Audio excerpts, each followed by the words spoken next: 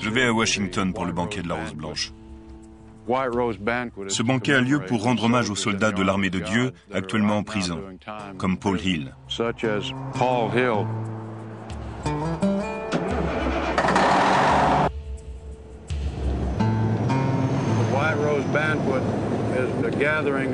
Le banquet de la Rose Blanche rassemble le noyau dur du mouvement contre le meurtre de ces bébés. Ce sont les plus durs que je puisse trouver, bien qu'ils ne le soient pas encore assez à mon goût. Mais c'est ce que j'ai trouvé de mieux.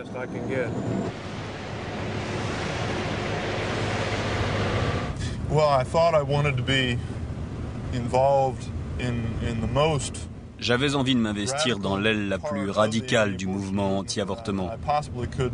Parce que j'avais le sentiment que nous, les militants pro-life et l'Église, étions en train d'échouer, alors que nous avions le pouvoir, la force et les capacités de faire cesser légalement l'avortement dans ce pays. J'étais complètement découragé. J'étais très partagé. Je ne savais pas dans quelle direction le Seigneur voulait me guider. J'ignorais de quel côté me tourner.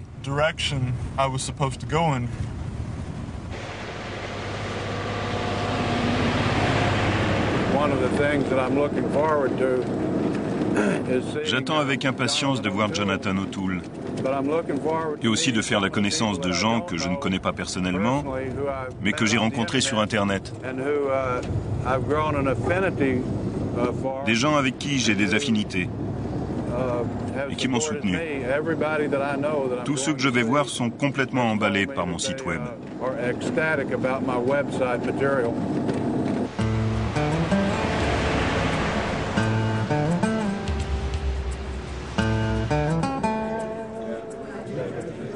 Juste à temps pour dîner.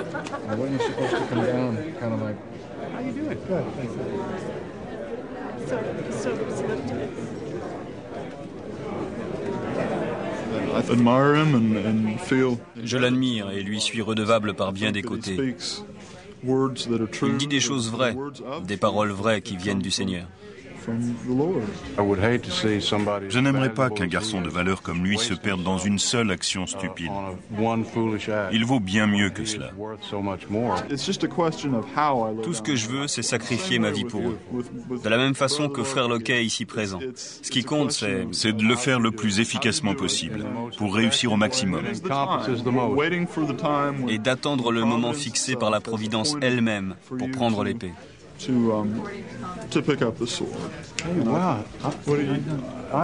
On s'est parlé sur le net. Don Spitz, je vous présente Bob Loquet. Je vous regardais et je me disais, mais qui est donc cet homme? Je l'ai déjà vu, mais où? Je ne sais pas. Vous êtes exactement comme sur le net. Pardon. Ça m'arrive aussi. Bon sang, je mourrais d'envie de vous rencontrer.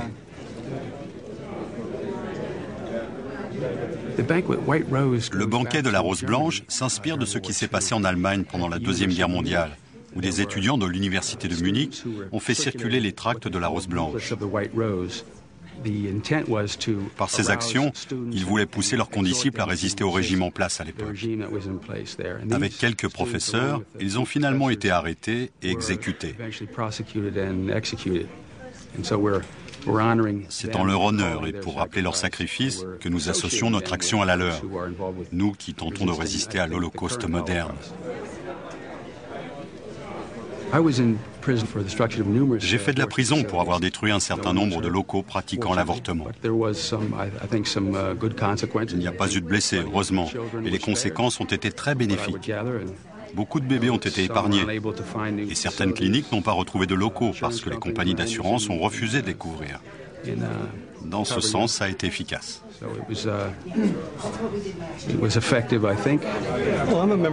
Je suis membre de l'armée de Dieu. Je l'avais dit au FBI avant même de faire quoi que ce soit.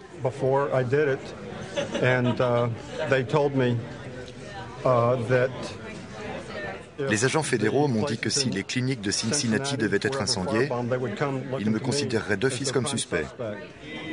Mais je me suis dit, je me fiche qu'ils sachent que c'est moi. J'étais conscient qu'ils me soupçonneraient, mais je l'ai fait. Et quand ils sont venus me demander « C'était vous ?», j'ai répondu non. Je suis impliqué dans le mouvement depuis environ 2 ans avant mon arrestation.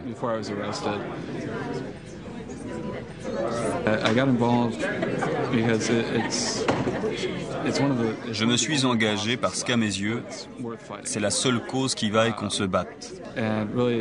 Et pour moi en tout cas, c'est la seule qui vaille qu'on donne sa vie pour elle.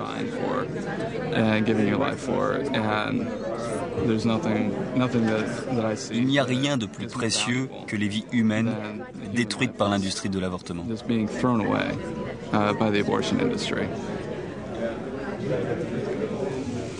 35. Levez la main. $40. $40 pour Jonathan. Qui dit 45? 45 pour Thea. 50. Jonathan O'Toole pour $50. 51 fois, 52 fois, 53 fois. Adjugé.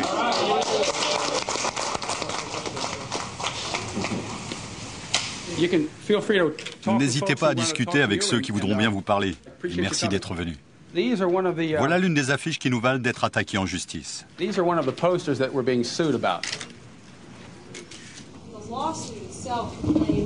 Les plaignants affirment que ces affiches expriment des menaces de violence contre les médecins et les cliniques pratiquant l'avortement.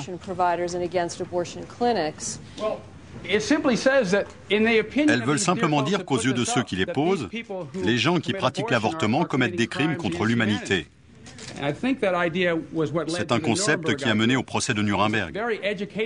Cela veut dire qu'à l'avenir, quand nous serons revenus à la raison, nous abandonnerons cette pratique et jugerons tous ceux qui l'ont défendue. Je crois et j'espère que cela finira par arriver. Ceux qui prônent le contrôle des naissances nous disent « Ce n'est pas comme ça aujourd'hui, alors fermez-la, parce que vous faites peur à nos avorteurs. » Pensez-vous que les plaignants dans l'affaire de Portland ont raison de croire que ces affiches et les sites web représentent une menace pour leur vie? Les coupables ont toujours d'excellentes raisons de vivre dans la peur. Merci d'être venu.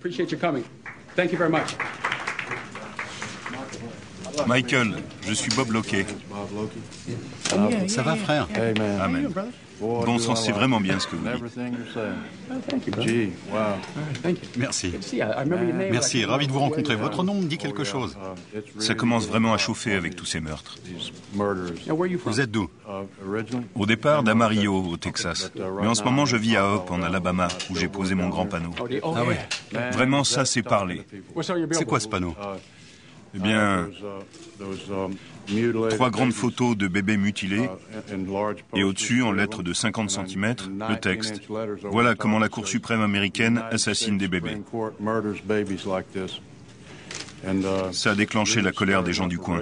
Vous risquez d'être poursuivi? Oh, ce serait super, j'ai rien à perdre. Devinez avec quoi je suis monté jusqu'ici. On m'a chargé de remonter 20 tonnes de nitrate d'ammonium jusqu'ici. Juste avant d'arriver à Washington. Il y en a assez pour... Faites attention. On pourrait penser que vous avez apporté ce chargement pour votre usage personnel. Bien sûr, mais c'est une coïncidence. C'est peut-être destiné à l'usage personnel de quelqu'un. Et alors? Je ne veux pas vous faire dire des choses qui pourraient vous mettre en danger. Allez donc manger, frère. Merci, Michael. J'ai été ravi. Merci. Ravi. Bon.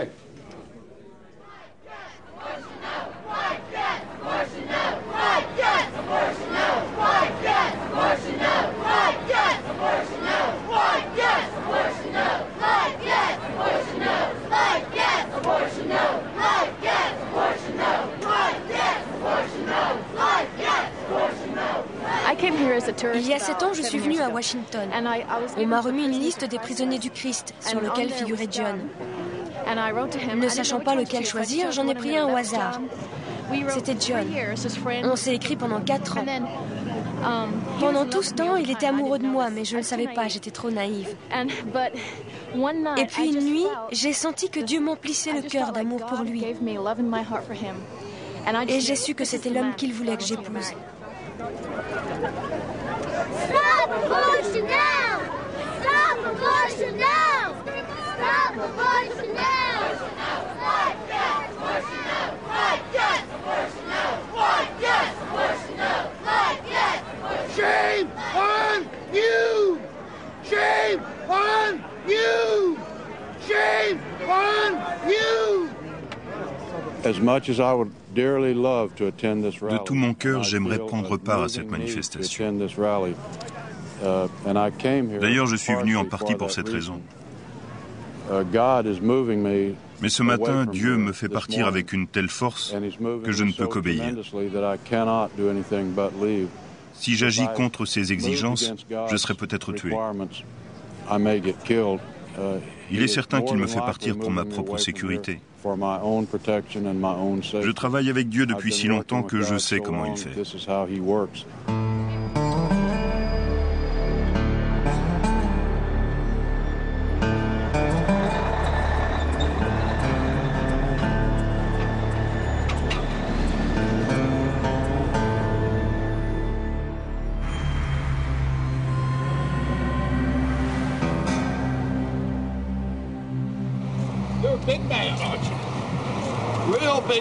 T'es un gars costaud. Allez, papa, s'il te plaît. Lâche-moi. Sauve le bébé. Un jour, tu voudras jouer au foot avec ce bébé. Empêche-la de le faire. Votre rendez-vous est à quelle heure? Pour des raisons de sécurité, pas de couteau, lime à ongles, pistolet ni bombe défensive. La sécurité est conçue pour empêcher toute tentative d'agression. On pourrait croire que c'est exagéré, mais 2 médecins ont été tués à Pensacola et un autre à Mobile. En tout, 4 personnes ont été tuées dans une zone de 80 km autour d'ici. On n'a aucune envie que ça recommence. Ce genre d'incident est devenu monnaie courante, car les cliniques de Floride continuent d'être l'objet de nombreux attentats à la bombe et incendies criminels. En 1984, très tôt le matin du 25 juin, le téléphone a sonné chez moi. C'était le bureau du shérif. Il y avait eu un attentat à la bombe à la clinique. La bombe avait été posée sur mon fauteuil dans mon bureau. 6 mois après cet attentat, j'ai de nouveau reçu un coup de téléphone. La clinique avait encore sauté. Si on doit faire sauter et incendier les cliniques, faisons-le. Ça ne me pose pas le moindre problème.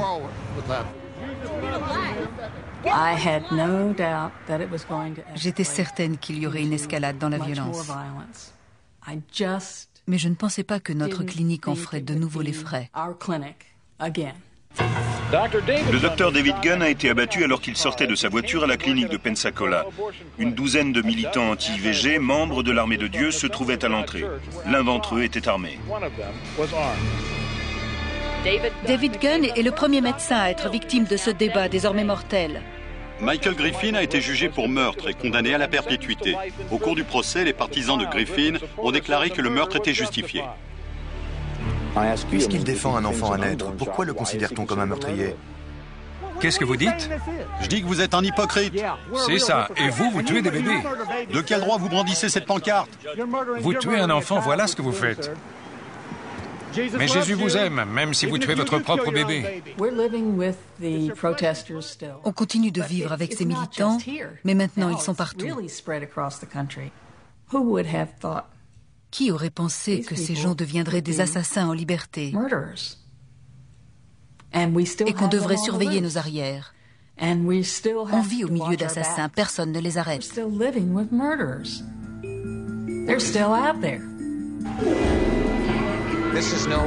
Ce n'est pas un crime ordinaire qui a eu lieu ici. Un médecin bien connu a été assassiné chez lui alors que sa famille était présente. Le médecin de Amherst a été assassiné dans sa cuisine. Il a pu crier à sa femme qu'il avait été touché. Elle a immédiatement appelé les secours. C'est la 5e fois en 4 ans qu'un médecin qui pratique l'avortement est assassiné. Et toutes les agressions ont eu lieu à la même époque de l'année. D'après les autorités, elles sont l'œuvre de cet homme, James Charles Kopp, militant anti-avortement de la première heure. Actuellement en cavale, il est considéré comme dangereux. L'assassinat du docteur Barnett Slepian fait l'objet d'une enquête extrêmement importante.